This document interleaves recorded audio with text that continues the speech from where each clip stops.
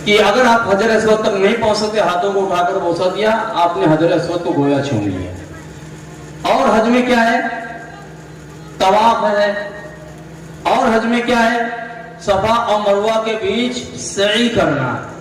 ارے بھائی دوڑنا کوئی عبادت ہے؟ ابھی کوئی بوڑھا آدمی یا جوان آدمی اس پہ بھت بھت دوڑتا چلا جائے بغیر کسی مقصد کے تو لوگ بھی کہیں گے شاید اس کا جو ہے اسکرو ڈھیلا ہو گیا ہے۔ ارے بھائی ہے بھی نہیں، یہی نہ کہیں گے کوئی توانا تندرست کیا ہے جوان آدمی ہے بنا وجہ، ارے کوئی بات ہے کہیں کچھ نادانی پیش آ گئی ہے تیز تیز جا رہے تو الگ بات ہے، لیکن بغیر کسی وجہ آپ دوڑ رہا بھت تو لوگ کیا کہیں گے شاید اس کا اسکرو ڈھیلا ہو، ہے کہ نہیں؟ لیکن تو اب کیا ہے دوڑنا عبادت کو نہیں سمجھتا ہے، لیکن صحیح اور بین صفا اور مروہ کے درمیان کچھ قدم تو آپ کو دوڑنا ہے کہ نہیں؟ کیا ہے؟ کچھ دور تو آپ کو دوڑنا ہے کہ نہیں؟ آخر یہ دوڑنا عبادت کیسے ہو گیا؟ یہ دوڑنا کیسے عبادت ہو گیا؟ تو کیا کہا جائے گا؟ دوڑنا عبادت اس لیے ہے، اس لیے کہ ایک اللہ والی نے دوڑ لگایا تھا۔ کیا خدا کی عبادت سمجھ کے حضرت حاضرہ نے دوڑ لگائی تھی؟ جی حضرت حاضرہ نے دوڑ لگائی تھی، کیا یہ سمجھ کے اللہ نے حکم دیا ہے یہ عبادت ہے؟ بعد میں عبادت ہو گیا، لیکن پہلی مرتبہ جن کی سنت پہ ہم عمل کرتے ہیں جناب حاضرہ نے کیا یہ سمجھ کے دوڑ لگائی تھی کہ یہ اللہ کی عبادت ہے؟ نہیں، اپنے بیٹے کی جان بچانے کے لیے، اپنے بیٹے کی جان بچانے کے لیے۔ مگر چونکہ وہ بیٹا جو تھا وہ اللہ کا بڑا محبوب بچہ، اللہ کا بڑا محبوب بندہ تھا، ہے نہیں؟ اللہ کے برگزیدہ نبی تھے، اللہ کے نبی کی جان بچانے کے لیے جناب حاضرہ اگر دوڑ لگائیں، یہ ادا اللہ کو اتنی پسند آئی کہ اب اسے واجب کر دیا، ہے کہ نہیں؟ اب اسے کیا کر دیا؟ واجب کر دیا۔ اور دیکھیے حج میں کیا نام ہے؟ 4 کیریکٹر کی ساتھ کیا ہے حج پورا گردش کرتا ہے، یعنی 4 قسم کے لوگوں کی اس میں یادگار ہوتی ہے کہ نہیں؟ وہ کیا ہے؟ حضرت ابراہیم علیہ السلام کی یادگار، حضرت اسماعیل علیہ السلام، حضرت حاجرہ یادگار ہے۔ یہ 3 محبوبان خدا ہیں۔ یہ کون ہے 3؟ یہ 3 محبوبان خدا ہیں۔ ایک اور ہے اس کی بھی یاد ہوتی ہے، وہ کون ہے؟ مردود شیطان ہے جو دشمن خدا ہے، دشمن خدا ہے، اس کی بھی ایک یاد منائی جاتی ہے کہ نہیں؟ لیکن یہ 3 یادیں جو ہیں عقیدت اور محبت میں منائی جاتی ہے، اور وہ ایک یاد ہے عداوت اور دشمنی اور نفرت میں، اظہار نفرت کے لیے۔ کیوں؟ اس لیے کہ مردود شیطان آیا تھا اللہ اور اس کے خلیل کے درمیان رکاوٹ ڈالنے کے لیے۔ پتا کیا چلا؟ جو اللہ اور اس کے محبوب بندوں کے درمیان رکاوٹ بن کے آئے اس سے اظہار نفرت کرنا یہ بھی عبادت ہے، سبحان اللہ، یہ بھی عبادت ہے۔ لہذا یہ کہنا صرف خدا کی تعریف ہی عبادت نہیں، بروں سے اظہار نفرت یہ بھی عبادت ہے۔ سبحان اللہ۔ اچھا آپ یہ بتائیے شیطان اتنا بڑا بیوقوف تو نہیں ہے کہ کب حضرت ابراہیم علیہ السلام کو واقعہ پیش آیا 2-3 ہزار سال گزر گئے، ہے کہ نہیں؟ ہزاروں سال گزر چکے، تو کیا شیطان ابھی وہاں بیٹھا ہے ہماری اور کی کنکریوں کی مار کھانے کے لیے؟ اتنا بیوقوف تو نہیں ہے۔ ارے بھائی تم سمجھے وہ کیوں بیٹھے گا وہاں ہماری اور کنکریوں کی مار کھانے کے لیے؟ لہذا ہم جو کنکر مارتے ہیں شیطان کو لگتا ہے وہ کنکر، جی ارے وہ تو جو تودا بنا دیا گیا سیمنٹ کا اس کو لگتا ہے۔ اب یہ تو ویسے بھائی اس وقت چلو شیطان کو لگ گیا تھا، حضرت ابراہیم حضرت اسماعیل علیہ السلام نے کنکر مانا، وہ شیطان کو لگا۔ اب تو نہیں شیطان وہاں پہ ہے، اب تو شیطان چلا گیا نا، اب تو ایسے یہ سانپ چلا گیا، لکیر پیٹ رہے ہیں آپ۔ تو سانپ نکل جائے لکیر پیٹنے والا عقل مند کہلائے گا، لیکن یہاں نہیں۔ مناسک حج میں کنکر کو یعنی شیطان کو کنکر مارنا ہے۔ پتا کیا چلا؟ اس لیے حج نے اسلام نے ہمیں یہ ذہن دیا ہے کہ جن کا جس ذات کا احترام مقصود ہو اگر اس تک نہ پہنچ پاؤ, اس تک رسائی نہ حاصل ہو, اس کا کوئی نشان بنا لو اور اسی کو بوسہ دے دو, عقیدت کا حق ادا ہو جائے گا. اور جس سے نفرت ہے اس کی بھی شبیہ بنا لو اور اس سے کیا ہے اس پہ اظہار نفرت کر دو, اظہار نفرت کا حق پورا ہو جائے گا. پتہ کیا چلا, شبیہ بنانا اسلام میں جائز ہے بلکہ کبھی واجب بھی ہوتا ہے. سبحان اللہ. نسبت کر دو, ہے کہ نہیں؟ تو دیکھو یہ نسبتوں پر ہے کہ نہیں یہ اعتبار. تو وہاں تو ایک طویل عرصہ ہو گیا, نہ شیطان ہے کچھ بھی نہیں, پتہ نہیں کتنی بار تودوں کی مرمت ہوئی, کیا ہوا.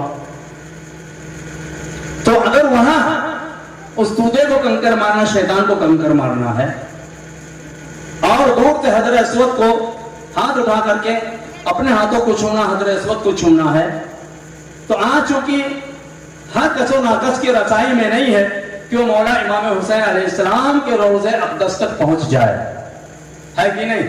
روضہ اقدس تک پہنچ. لہذا عقیدت کے ساتھ, محبت کے ساتھ اگر کوئی چیز آپ نے بنا لیا, اس کی نسبت امام حسین کی طرف کر دیا اور اب امام حسین کا روضہ سمجھ کے چوم رہے ہیں, جو ثواب جو برکت کیا امام علی مقام کی ذریعے کو چومنے کی ہے, انشاءاللہ وہی برکت تعزیہ کو چومنے سے ملے. سبحان اللہ. نسبت آپ دیکھیے پہلے کیا ہوتا تھا کہ جو بچوں کو لے جاتی تھی مسجد کے دروازے پر پھونک ڈلوانے کے لیے, دم کرانے کے لیے, تو کبھی مسجد کی چوکھٹ جہاں پر نمازیوں کے پیروں کی دھول لگتی ہے اسی کو اٹھا کر مر لیتی پیشانی پہ, یہاں پہ ہے نا, عقیدت کی تو شفا بھی. اچھا وہاں پر کوئی نہیں کہتا تھا کہ بھائی شرک ہے کہ نہیں؟ اگر شرک ہے بھائی تو ایک قانون ایک طرح رکھو نا. اگر امام حسین علیہ السلام کی طرف نسبت کر دیں تو شرک, تو تمہارے قدموں سے لگی دھول جس کو مل رہے ہیں وہ شرک کیوں نہیں ہے؟ کیوں نہیں کہتے رے بھائی میں غیر اللہ ہوں, میں تو گنہگار ہوں, میں تو خاطی ہوں, میں پاپی ہوں, میرے قدموں کی دھول کو اپنی پیشانی سے کیوں لگا رہے ہو؟ یہ شرک ہے, یہ بدعت ہے. وہاں تو کوئی نہیں کہتا, لیکن امام حسین علیہ السلام کی طرف نسبت کر کے تعزیہ بنا لیا جائے, اس کے سامنے کھڑے ہو کر احتراماً فاتحہ پڑھ لیا جائے, یہ شرک ہو جاتا ہے, یہ شرک ہو جاتا ہے. کسی نے عقیدتاً آ کر کے وہاں پہ کچھ ڈال دیا, اب بطور تبرک اگر اس کو کسی نے استعمال کر لیا, یہ شرک ہو گیا, یہ حرام ہو گیا. دیکھیے یادگار, اسلام میں یادگاروں کا بہت بڑا دخل ہے. آپ دیکھیے یہ قربانی کو آپ لے لیجیے, قربانی کیا ہے؟ ابراہیم اور اسماعیل علیہ السلام کی یادگار ہے کہ نہیں؟ یادگاری ہے نا. حج کیا ہے؟ قربانی ہو, حج ہو, یہ ابراہیم اور اسماعیل علیہ السلام کی یادگار ہے. اچھا آپ یہ بتائیے قربانی میں کیا ہوا؟ ابراہیم علیہ السلام نے جب اسماعیل علیہ السلام کو قربان کرنا چاہا تو کیا ہوا تھا؟ ایک نبی زادے کے گلے تک چھری پہنچ گئی تھی, چھری پہنچ چکی تھی, چلی نہیں تھی. چلی تھی, چھری نے کام کیا تھا, قربانی ہوئی تھی نہیں ہوئی تھی نا. تو ایک وہ قربانی جو ہوئی بھی نہیں, نبی زادہ چھری تک پہنچا لیکن چھری چلی نہیں, اس کی یادگار منانے کا اسلام میں حکم ہے کہ نہیں ہے؟ ارے بھائی قربانی واجب ہے کہ نہیں ہے نا؟ تو قربانی واجب ہے کہ نہیں؟ تو وہ نبی زادہ کہ جس کی گردن تک چھری پہنچی لیکن چلی نہیں, اگر اس کی یادگار منانا اسلام میں عبادت ہے, تو جو خیر النبیین ہیں, جو اشرف الانبیاء ہیں, جو سردار انبیاء ہیں, اس کے شہزادے تک چھری پہنچی بھی اور چلی بھی, اس کی یادگار منانا اسلام میں حرام کیوں؟ سبحان اللہ. اگر اللہ نے حکم دیا ہے جناب ابراہیم جناب اسماعیل کی قربانی کی یاد منانے کا, تو خدا کے قانون میں تبدیلی نہیں ہوتی ہے. لا تبدیل لکلمات اللہ, اللہ کے قانون میں کوئی بدلاؤ نہیں ہے, کوئی تبدیلی نہیں. جب خدا ہی نے قانون بنا دیا کہ وہ نبی زادہ کہ جس کے گلے تک چھری پہنچی پر چلی نہیں لیکن اس قربانی کی یاد مناؤ, تو وہ نبی زادہ کہ جس کی گردن پہ چھری پہنچی بھی اور چل بھی گئی, قربانی ہو بھی گئی, اس کی یاد منانا حرام کیوں ہو جائے؟ اچھا تو اب کچھ لوگوں کے ذہن میں سوال ہو سکتا ہے کہ اگر ایسا ہی ہے تو عقلاً تو ہونا یہ چاہیے کہ جس طریقے سے بقرہ عید میں قربانی واجب ہے ایسے ہی محرم میں قربانی واجب ہو، ہے کہ نہیں؟ بلکہ کہیں گے کہ بلکہ اس سے بڑھ کر قربانی واجب ہونا چاہیے. وہاں اگر بکرے کی واجب ہے تو یہاں اولاد کی واجب ہونا چاہیے، اس لیے کہ وہاں اسماعیل علیہ السلام کی قربانی تھی، یہاں امام حسین علیہ السلام سردار انبیاء کے بیٹے کی قربانی. تو اللہ نے پھر یہاں واجب کیوں نہیں کیا؟ کیا اللہ نے پھر یہاں واجب کیوں نہیں کیا؟ بھائی سوال پیدا ہو سکتا ہے نا کہ اگر اللہ کا یہی منشا تھا تو اسماعیل والی قربانی کو اللہ نے اسلام میں واجب کر دیا، امام حسین والی قربانی کو اللہ نے اسلام میں واجب کیوں نہیں کیا؟ پتا کیا چلا ان دونوں قربانیوں میں فرق ہے، ورنہ ایک جیسی ہوتی تو اللہ واجب کر دیتا. یہ سوال ہو سکتا ہے؟ جی سوال سمجھنا ہے، اس کا جواب چاہیے کہ نہیں چاہیے؟ اتنی خاموشی سنو گے تو کیا جواب دیں گے؟ ہم تو اتنا محنت کر کے آپ کو سنایا، آپ بالکل خاموشی سے بالکل ویسے ہی کوئی اچھی بات ہے جب وہ ویسے اور کوئی عام ویسے بغیر صحیح تو ویسے آپ سنو تو نہیں سنائیں گے. اگر سننا چاہتے ہو شوق سے تو میں سناؤں، سمجھے؟ سننا چاہتے بھائی یہ بات سمجھ میں آئی نا؟ بات سمجھ میں آ رہی ہے نا کہ اگر قربانی کی یادگار ضروری ہے تو ابراہیم کی قربانی کی یاد باقی رکھنے کے لیے اللہ نے واجب کر دیا. اگر امام حسین کی قربانی کی بھی یاد ضروری ہوتی تو خدا واجب کر دیتا، لیکن اللہ نے واجب کیوں نہیں کیا اگر اتنا ہی ضروری تھا؟ یہ سوال ہو سکتا ہے نا. اب اس کا جواب یہ مثال کے ذریعے سے دیکھیے. آپ یہ بتائیے کہ کارڈ وغیرہ کب تقسیم کیے جاتے؟ کارڈ چھپا کر کے لوگوں کو دعوت نامہ کر پیش کیا جاتا ہے؟ کس موقع پر جا کر کے خوشامد کر کے بھی لوگوں کو بلا کے لایا جاتا ہے؟ ارے مثلا کسی کے یہاں شادی ہے، اب اس نے کارڈ چھپوایا ہے، اپنے دوست احباب تمام رشتہ داروں کو تقسیم کیا ہے، جا کر کے کارڈ بھی دیتا ہے، زبان سے کہتا بھی ہے. اب کہیں سوئے اتفاق اس کا وہ بھائی ہے اور بھائی میں انبن ہے، ایک طویل مدت سے تعلقات بہت کشیدہ ہیں اور آپس میں بڑی نفرت ہے طویل مدت سے. لیکن اب یہ سوچا بھائی گھر میں بیٹے کی شادی ہے، ابھی سارے رشتہ دار آئیں گے، جو رشتہ دار ہمارے ہیں چونکہ وہ میرا بھائی ہے اس کے بھی رشتہ دار ہیں، جب میرے یہاں آئیں گے تو ملنے اس کے وہاں بھی جائیں گے. جب دیکھیں گے کہ بھائی کی شادی میں شریک نہیں ہے تو منہ میں کیا کہیں گے؟ اب مجبوراً جا کر کے بھائی کو منانے کے لیے پہنچا. بھائی ہوتا ہے کہ نہیں؟ ایسے واقعات پیش آتے ہیں کہ نہیں؟ لوگ جا کر کے ارے بھائی اپنا بھائی نہیں شریک ہو رہا ہے، جا کر کے ارے بھائی جا کر کے چند لوگوں کو لیا، اتفاق سے وہاں کوئی مولوی صاحب تھے، اب وہ بھی گئے، دیکھا کہ جب مولانا صاحب آئے ہیں چلو تو کیا مولانا صاحب کو لے کر کے چلتے ہیں، شاید مولانا صاحب کے سمجھانے سے وہ بات سمجھ جائیں. اب گئے ارے بھائی پیچھے کی جتنی باتیں ہیں ان سب کو کیا ہے اس پہ خاک ڈالو، ان کو بھلا دو، یہ خوشی کا موقع ہے، اس میں شرکت بہت ضروری ہے. اور پھر کیا مولانا صاحب نے جا کر کے بہت سمجھایا. اب کافی دیر تک تو پہلے کچھ بول ہی نہیں رہے تھے، اور جب بولے تو اب طویل مدتوں کی جو نفرتیں تھی اور جتنے بھی سینے میں داغ تھے سارے داغوں کو کھول کے دکھا دیا. یہ دیکھو فلاں موقع پر مجھے نظر انداز کیا، یہ دیکھو فلاں موقع پر مجھے نہیں پوچھا، یہ دیکھو فلاں موقع پر مجھے تم نے یہ اذیت پہنچائی، یہ میرے سینے میں کتنے داغ ہیں، سارے داغ کھول کر کے رکھ دیے. اب پھر سمجھانے والوں کا ارے بھائی اس کا موقع نہیں ہے، ان سب چیزوں کو پسے پشت ڈالو، جب دو لوگوں میں کہنے میں کچھ ہوتا ہے تو زبان سے کچھ نکل ہی جاتا ہے، لہذا یہ سب چھوڑیے اور چلیے. اب بہت سمجھانے کے بعد وہ راضی ہو گئے، پھر کہا اچھا ٹھیک ہے چلو ہم آئیں گے. تو کہا نہیں اب آئیں گے نہیں، چلنا ہے ساتھ میں.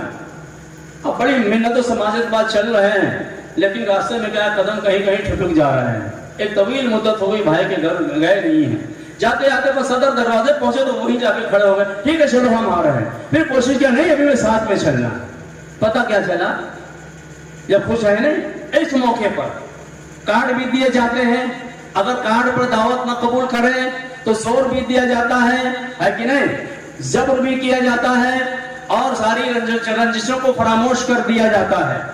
اب اتفاق سے تھوڑے ہی دن کے بعد گھر میں کوئی بوڑھے باپ تھے یا دادا تھے، کچھ دنوں کے بعد یہ ہے کہ اسی کے بیٹے کا انتقال ہو گیا.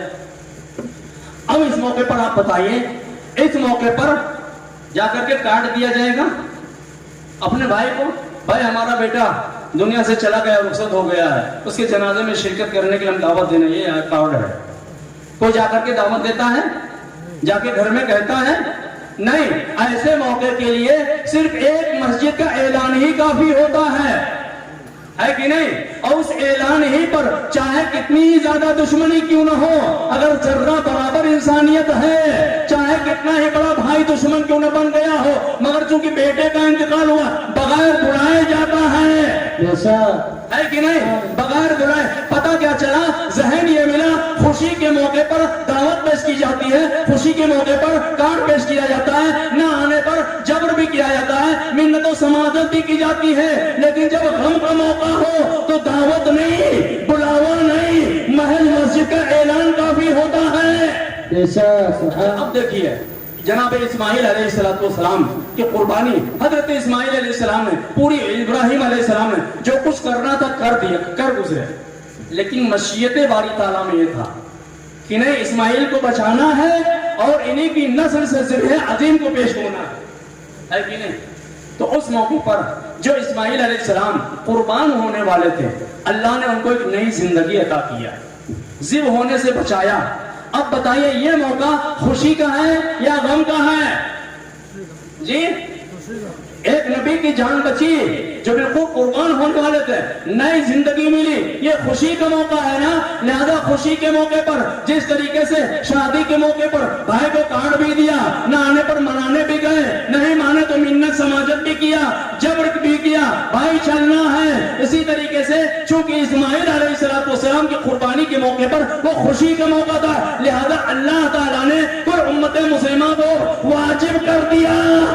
نواسے رسول قربانی ہو گئی ہے، گردن پر چھری چل گئی ہے، یہ موقع غم کا ہے، لہذا صرف ایک اعلان پر اللہ نے اتفاق کیا، اے محبوب قل لا اسألکم علیہ اجرا الا المودۃ فی القربى۔ سبحان اللہ، نعرہ تکبیر، نعرہ تکبیر، نعرہ رسالت، نعرہ رسالت، نعرہ حیدری، نعرہ حیدری، نعرہ تکبیر، نعرہ رسالت۔ یہ دکھ کا موقع ہے، یہ غم کا موقع ہے، لہذا یہاں پر واجب کرنا، جب بالجبر بلانا قرین مصلحت نہیں ہے، یہاں پر بس ایک ہی اعلان کافی ہے۔ درود پاک پڑھیے، اللہم صلی علی سیدنا و مولانا محمد وعلی آل سیدنا و مولانا محمد مبارک وسلم، صلاۃ و سلام علیک وعلی آلک یا رسول اللہ صلی اللہ علیہ۔ یہ سب محبت کے تقاضے ہیں،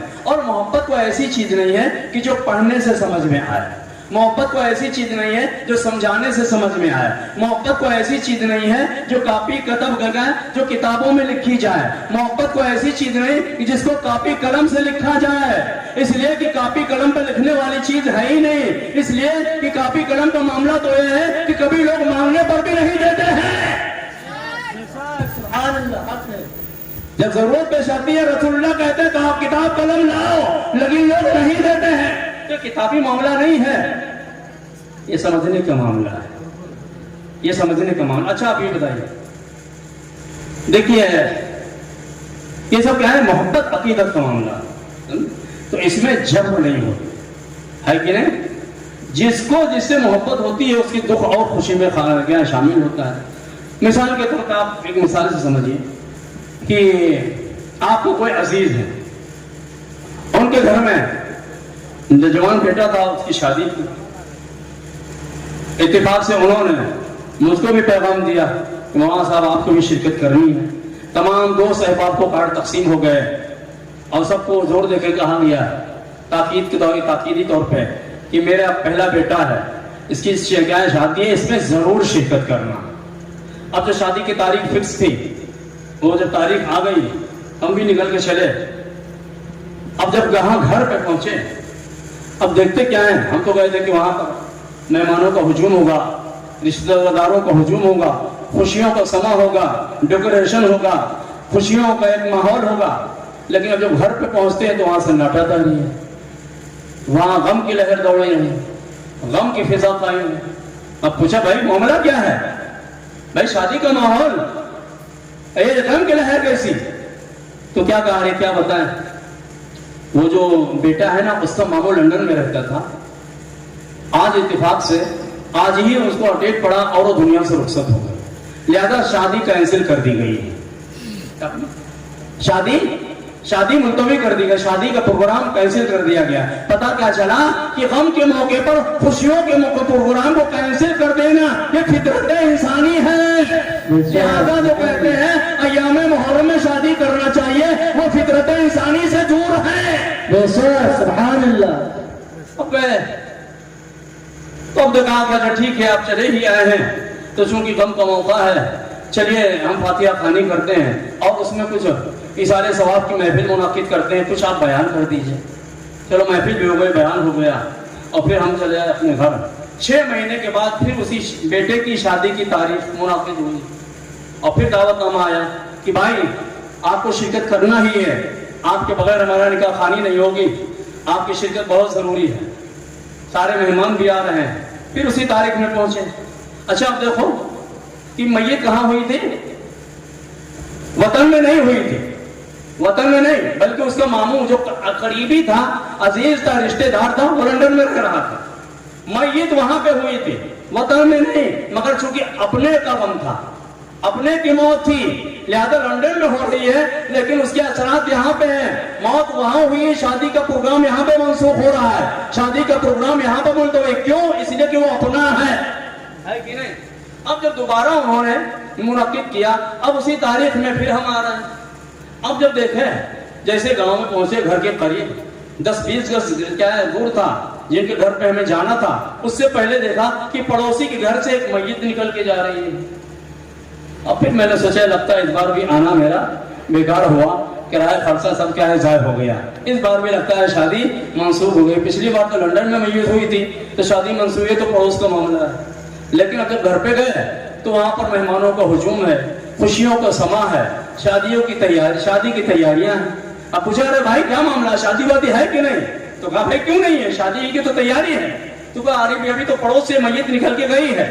انہوں نے کیا کہا، ارے ان سے میرا کوئی تعلق نہیں ہے، وہ دوسرے ہیں، وہ ان سے ہمارا کوئی رشتہ ناتا نہیں ہے۔ پتا کیا چلا کہ اپنے پر اگر مصیبت نازل ہو، لندن میں ہو، اس کے اثرات یہاں پر ظاہر ہوتے ہیں، لیکن پڑوس میں رہنے والا، لیکن تعلقات اگر اچھے نہیں ہیں، وہ اپنا نہیں ہے، تو میت کیوں نہ نکل رہی ہو، شادی منسوخ نہیں ہوتی ہے۔ بس یہ محرم آتا ہے یہ بتانے کے لیے کون رسول اللہ کا وفادار ہے، کون رسول اللہ کی آل کا کرتا ہے۔ جیسے سبحان اللہ ہے، لہذا اگر رسول اللہ کی آل اپنی ہے تو ان ایام میں شادیاں منسوخ ہوگی، اور اگر اپنی نہیں ہے، رسول اللہ کی آل سے کوئی تعلق نہیں ہے، تو کہیں گے بھائی شادی ہونی چاہیے۔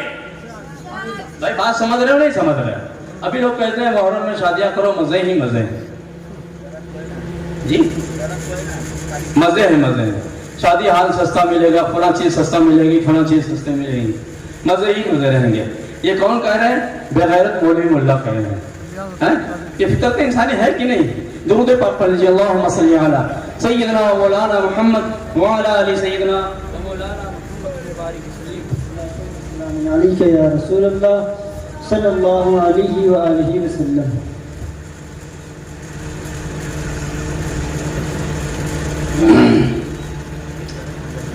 تو یہ فطرت انسانی ہے کہ نہیں؟ تو اگر رسول اللہ کی آل کو اپنا سمجھتے ہوتے، رسول اللہ کے گھر کو اپنے گھر والے سمجھتے ہوتے، تو ان ایام میں شادیاں نہیں ہوتی، ہے کہ نہیں؟ تو شادیاں منسوخ ہو جاتی ہیں۔ اور دیکھو کہ وہ بھی نواسا کون نواسا ہے؟ اللہ اکبر، وہ نواسا ہے۔ ایک بار کا واقعہ ہے کہ حضرت بی بی فاطمہ الزہرا سلام اللہ تعالی علیہا نے امام حسنین کریمین علیہ السلام کے لیے کپڑے سلے۔ اتفاق سے امام حسین علیہ السلام کا جو کرتا تھا وہ تھوڑا تنگ تھا، پہنایا، گلے کے بٹن بند کیے، آقا علیہ السلام کی خدمت میں لے کر کے آئیں تو آقا علیہ السلام نے دیکھا کہ امام حسین علیہ السلام کے گلے کے بٹن تنگ ہیں۔ چنانچہ آپ نے محسوس کیا کہ شاید حسین کو اس سے تکلیف ہو رہی ہو۔ آقا علیہ السلام نے حکم دیا کہ بیٹی بچے کے حسین کے گلے کے بٹن تنگ ہیں، انہیں بٹن کو کھول دو۔ شہزادی فاطمہ الزہرا نے جب بٹن کو کھولا تو دیکھا کیا کہ آنکھ کے گلے پر کیا ہے ہوتا نہیں کہ لکیر بن گئی، نشان بن گیا ہے۔ آقا علیہ السلام نے امام حسین علیہ السلام کے گلے پر ان نشان کو دیکھا تو آپ رونے لگے، آپ گریہ کرنے لگے۔ اللہ اکبر، یہ کہا امام حسین علیہ السلام کا مقام و منزلت ہے آقا علیہ السلام کی بارگاہ میں. آقا علیہ السلام رونے لگے. اتنے میں جبریل امین علیہ السلام حاضر ہوئے اور کہا اے اللہ کے رسول، اے سید و سردار، کیا آپ امام حسین سے اتنی محبت کرتے ہیں؟ ایک نشان بن جانے پر آپ گریہ کر رہے ہیں. لیکن اللہ کے رسول صلی اللہ علیہ وآلہ وسلم ایک دن ایسا بھی آئے گا کہ جب تمہارے اسی بیٹے کی اسی جگہ یا اسی گردن پہ تیغ جفا کو چلایا جائے گا اور آپ کی گردن کو جسم سے جدا کیا جائے گا. اے اللہ کے رسول، اس وقت نہ آپ ہوں گے، نہ علی ہوں گے، نہ امام حسن ہوں گے، نہ ان کی ماں بیوی فاطمہ الزہرا ہوں گے. اس وقت آپ کے کلیجے پہ کیا گزرے گی؟ تو آقا علیہ السلام نے اتنا گریہ کیا کہ آپ کا دامن اور زمین جو ہے آنسوؤں سے تر ہو گئی. اتنا آقا علیہ السلام نے اس ہلکے سے غم پر آقا علیہ السلام نے گریہ کیا ہے. اب بھی یہ سوال کیا جائے گا کہ امام حسین کے غم میں رونا کہاں لکھا ہوا ہے؟ امام حسین کا ارے بھائی یہ تعزیہ کہاں لکھی ہوئی ہے؟ ارے بھائی یہ مجلسیں کہاں لکھی ہوئی ہیں؟ ارے بھائی یہ علم کہاں لکھا ہوا ہے؟ ارے بھائی یہ شربت کہاں لکھا ہوا ہے؟ یہ کھچڑا کہاں لکھا ہوا ہے؟ یہ جلوس کہاں لکھا ہوا ہے؟ یہ قرآن میں کہاں لکھا ہے؟ بے تعزیہ قرآن میں کہاں ہے؟ یہ مجالس قرآن میں کہاں ہیں؟ یہ چیزیں قرآن میں کہاں ہیں؟ ایسا لگتا ہے قرآن کے کتنے گرویدہ ہیں، لیکن یہ کبھی توفیق نہیں ہوتی ہے. کاروبار کرتے ہیں، جھوٹ پہ جھوٹ بولتے چلے جاتے ہیں. جا کر کے کبھی کسی پوچھا ہو قرآن میں جھوٹ بولنا کہاں لکھا ہے؟ نماز پہ نماز چھوڑتے جا رہے ہیں، کبھی توفیق نہیں ہوتی ہے. نماز چھوڑنا کہاں لکھا ہے؟ جھوٹ اتنی بڑی نحوست ہے، کبھی توفیق نہیں ہوئی. قرآن میں جھوٹ بولنا کہاں لکھا ہے؟ کبھی توفیق ہوئی؟ سوال ہوتے ہیں، کس پہ ہوتے ہیں؟ ارے بھائی تعزیہ کہاں لکھا ہے؟ مجالس کہاں لکھی ہیں؟ یہ پروگرام کہاں لکھا ہے؟ یہ فاتحہ کہاں لکھا ہے؟ یہ نیاز کہاں لکھا ہے؟ یہ کھچڑا کہاں لکھا ہے؟ تو ان لوگوں سے میرا سوال ہے کہ آپ یہ بتائیے قرآن مجید میں فجر کی 4 رکعت کہاں لکھی ہوئی ہیں؟ قرآن مجید میں کون سے پارے میں ظہر کی 12 رکعتیں لکھی ہوئی ہیں؟ قرآن مجید کے کون سے سورہ میں عصر کی 8 رکعتیں لکھی ہوئی ہیں؟ قرآن مجید کی کون سی آیت کریمہ میں مغرب کی 7 رکعتیں لکھی ہوئی ہیں؟ قرآن مجید کی کون سے پارے میں عشاء کی 17 رکعتیں لکھی ہوئی ہیں؟ ہم ہی سے سوال ہوتا رہے گا، ہمیں حق نہیں یہ سوال کرنے کا. آپ بتائیے قرآن کے کس پارے میں فجر کی 4 رکعت ہے؟ کوئی جی فجر کی 4 رکعت ہیں؟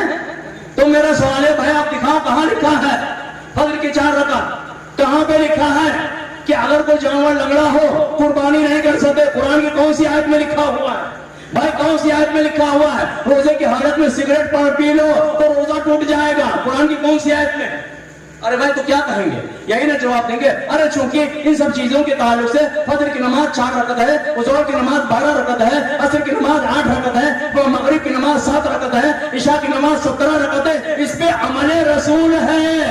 بھائی یہی تو کہیں گے یہاں پہ اگر عمل رسول نظر آ رہا ہے تو یہاں عمل رسول کیوں نہیں دیکھا جا رہا ہے؟ حسین کے غم میں رسول اللہ رو رہے ہیں، یہاں عمل رسول سبحان اللہ.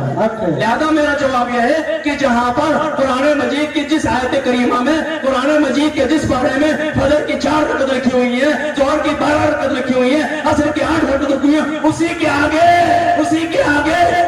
آگے امام حسین کا تعزیہ بھی لکھا ہے، یہ جلوس بھی لکھا ہے اور کھچڑا بھی لکھا ہے. بے شک سبحان اللہ کا نعرہ تکبیر، نعرہ تکبیر، نعرہ رسالت، نعرہ رسالت، نعرہ حیدری، نعرہ حیدری، لبیک یا حسین، لبیک یا حسین، حسینیت، حسینیت، یزیدیت، یزیدیت، نعرہ تکبیر، نعرہ رسالت. بات سمجھ نہ رہے بھائی ہم ہی سے سوال ہوتا رہے گا، ہم نہیں سوال کر سکتے ہیں؟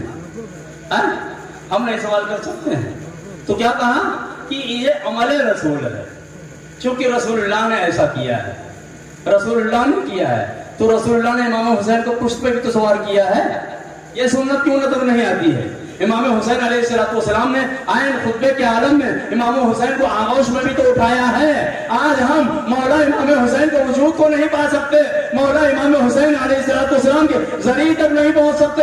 ہم وہ سنت رسول مولا امام حسین علیہ السلام کے جسد عصمت کو نپا کر نہیں ادا کر سکتے، تو ہم شبیہ بنا کر روضہ امام حسین کی شبیہ بنا کر کندھوں پہ سوار کر کے रसूल अल्लाह की उस सुन्नत को अदा करते हैं। बेशक सुभान अल्लाह है, बेशक।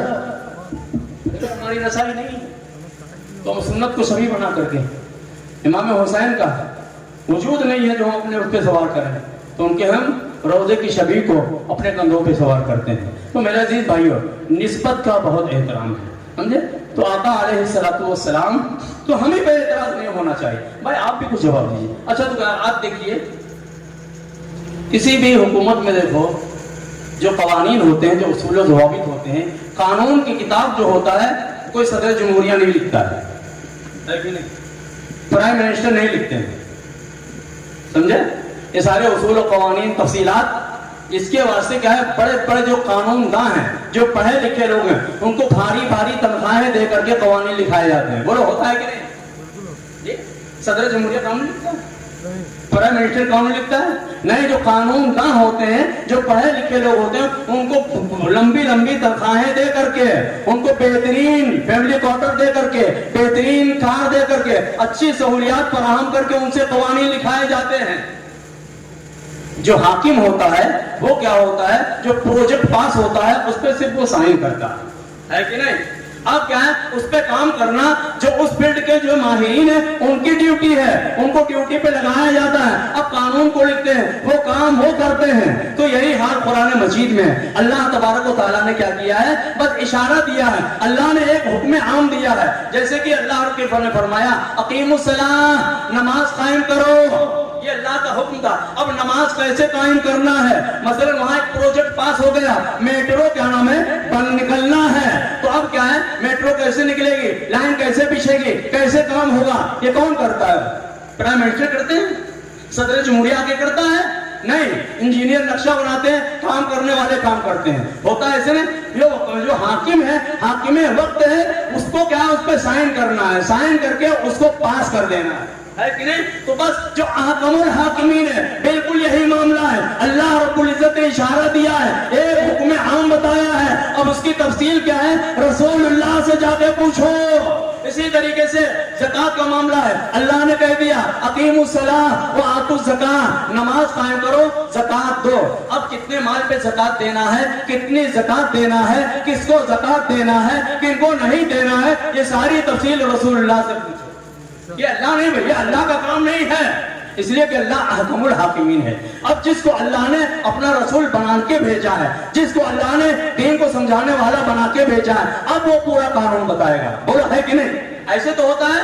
इसी तरीके से रोजा, अल्लाह ने कह दिया कुतिबा अलैकुमुस सियाम, ऐसे लोगों तुम पे रोजे फर्ज किए गए, ऐसे ही जैसा कि अगली उम्मतों पे रोजे फर्ज किए गए। बस अल्लाह ताला खामोश। अब रोजा कैसे रखना है, कब से कब तक रोजा रखना है, रोजे में क्या चीज इस्तेमाल करना है, क्या चीज इस्तेमाल नहीं करना है, किन चीजों से रोजा टूट जाएगा, किन चीजों से रोजा नहीं टूटेगा, पानी कहाँ तक मुंह में ले जाओ तो नहीं टूटेगा, कहाँ से आगे बढ़ जाए तो रोजा टूट जाएगा, कहाँ पे दवा डालो तो नहीं टूटेगा, किसमें डालने से दवा टूट जाएगा, किसको देखो तो रोजा मकरूह नहीं होगा, किसको देख लो तो रोजा मकरूह हो जाएगा, कौन सी चीज जिस्म से निकल जाए तो रोजा नहीं टूटेगा, कौन सी चीज जिस्म से निकल जाए तो रोजा टूट जाएगा। ये सारी तफसीलात कहाँ मिलेंगी, रसूलुल्लाह बताएंगे। तो देखिए, नमाज के ताल्लुक से अल्लाह रब्बुल इज्जत की तरफ से एक इशारा मौजूद है, अकीमुस्सलाह, रोजे के ताल्लुक से इशारा मौजूद है, कुतिबा अलैकुमुस सियाम, ज़कात के ताल्लुक से इशारा मौजूद है। क्या अकीमुस्सलाह व आतुज़ ज़कात, तमाम इबादतों के ताल्लुक से अल्लाह ने सिर्फ हुक्म दिया है, उसकी तफसील क्या है रसूलुल्लाह बताएंगे। इसी तरीके से क्या मोहब्बत अहले बैत के ताल्लुक से भी अल्लाह ने फरमा दिया, ऐ महबूब आप फरमा दो, ला असअलुकुम अलैहि अजरा इल्लल मवद्दत फिल कुर्बा, कि हम तुमसे कोई अजर नहीं तलब करते सिवाय इसके कि मेरे क़राबतदारों से मोहब्बत करो। अब मोहब्बत के क्या तरीके हैं रसूलुल्लाह बताएंगे ना, मोहब्बत कैसे करनी है रसूलुल्लाह बताएंगे। तो कभी रसूलुल्लाह इमाम हुसैन को धोश पे सवार करके बताते हैं कि इमाम हुसैन को कंधों पे सवार करना ये सुन्नत नबी है।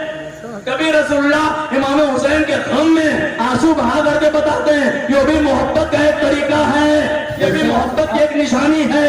कभी रसूलुल्लाह इमाम हुसैन अलैहिस्सलातु वस्सलाम के खुशियों में शरीक होकर के खुश होकर बताते हैं, ये भी मोहब्बत का तरीका है। इमाम हुसैन की पैदाइश पर खुदरूस फरिश्ते को भेजकर खुदावंदे कुद्दूस क्या नाम है विलादत पे खुशी मनाने का तरीका सिखा रहा है। पता क्या चला, इमाम हुसैन की विलादत के मौके पर खुश होना यह मोहब्बत की अलामत है, और उनके गम के मौके पर गमगीन होना यह भी मोहब्बत की अलामत है। तो ने इमाम हुसैन को अपने कंधों पे उठाया। आज हम इस सुन्नत पैदा नहीं करते, इस तफसील पे हमारी अगर अदागी नहीं हो सकती तो कम से कम इमाम हुसैन के रोजे की शबीह बनाकर हम कंधों पे सवार करके रसूलुल्लाह की सुन्नत अदा करते हैं, बिदअत नहीं करते। बेशक सुभान अल्लाह हक है। दरूद पाक पढ़ लीजिए, अल्लाहुम्मा सल्ली अला सय्यिदना व मौलाना मुहम्मद व अला आलि सय्यिदना व मौलाना मुहम्मद बारिक वसल्लम सलातु व सलाम अलैका या रसूलुल्लाह सल्लल्लाहु तआला अलैहि व आलिहि वसल्लम। तो देखो भाई, मोहब्बत के एहसासात होते हैं, उनको समझा जा सकता है। ये कोई फलसफा मंतिक नहीं कि उसको पढ़ के पढ़ने पढ़ाने से मोहब्बत नहीं आती है। बहुत अच्छी यही नमाज है, रोजा है, हज है, ज़कात है, ये सब किसी न किसी की यादगार है। तो इस्लाम में सब कुछ क्या है, यादगार ही है। आप देखिए, नमाज अल्लाह ताला की महबूब तरीन इबादत क्यों है? महबूब तरीन इबादत क्यों है? इसलिए महबूब तरीन इबादत है नमाज, कि नमाज में बंदे का गुरूर खत्म होता है। क्या होता है? नमाज में बंदे का गुरूर क्या है, खत्म होता है। और वो कैसे? कि अल्लाह ताला बंदे की पेशानी को जमीन पे रगड़वाता है कि अपनी पेशानी जमीन पे रगड़ो ताकि तुम्हारे दिल का गुरूर खत्म हो जाए, है कि नहीं? और ये नमाज ऐसी इबादत है कि अपने और पराये का फर्क भी मिटाती है। अल्लाह ताला को ये अमल बहुत महबूब है।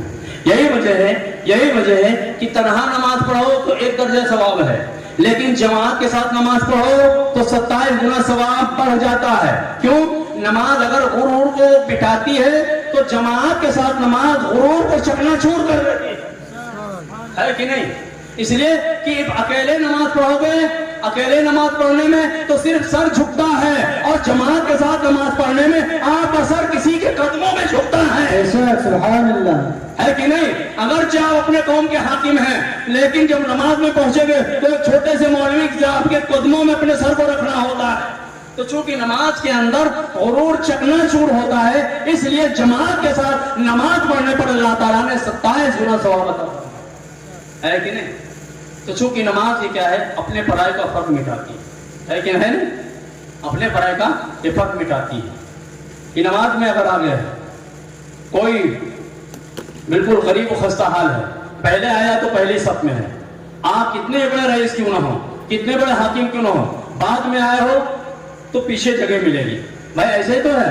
अब वहां पर क्या है, दुनियावी चाहो मनसबों मकाम व मर्तबा और अमीरी नहीं चलती है, बल्कि वहां पर एक ही सफ में खड़े होना है। तो नमाज चूंकि अपने पराये, छोटे बड़े, गोरे काले, अमीर और गरीब का फर्क मिटाती है और सबको एक लाइन में खड़ी कर देती, इसलिए इबादत अल्लाह को बहुत पसंद है। यही हाल देखो हज में है कि नहीं? हज में भी ऐसे ही कि हज में क्या है, अपने घर में रह करके चाहे 10 लाख का सूट पहनो, 20 लाख का सूट पहनो, रेशम का पहनो, सोने के तारों का बुना हुआ सूट पहनो, आपकी मर्जी है नहीं? गले में कितना भी सोना पहनो, चाहे जितनी आपकी मर्जी है, शरीयत की मुखालफत करो या मुवाफकत, जितनी भी चाहो अंगूठी पहनो, ये आपकी मर्जी है नहीं?